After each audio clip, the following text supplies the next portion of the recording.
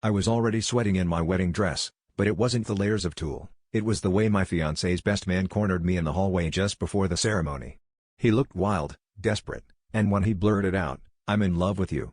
I always have been," my stomach dropped. He didn't stop there.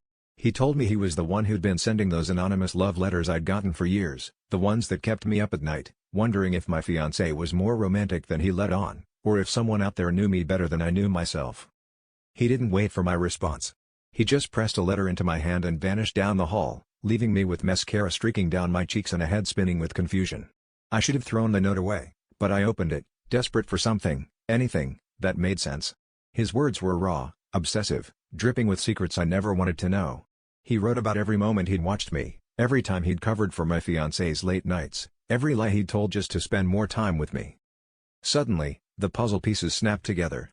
My fiancé's business trips with his best man, the weird inside jokes, the missing weekends, he'd been cheating on me, but not with a woman.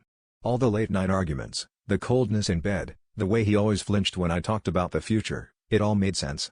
The best man wasn't just in love with me, he'd been hiding his own heartbreak, covering for his best friend's secrets while throwing himself into this twisted game of devotion.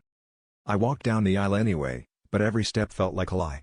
My mind was screaming, torn between fury and some sick relief. I could expose them both, shatter everything, or I could play the perfect bride and keep the secret buried with the rest.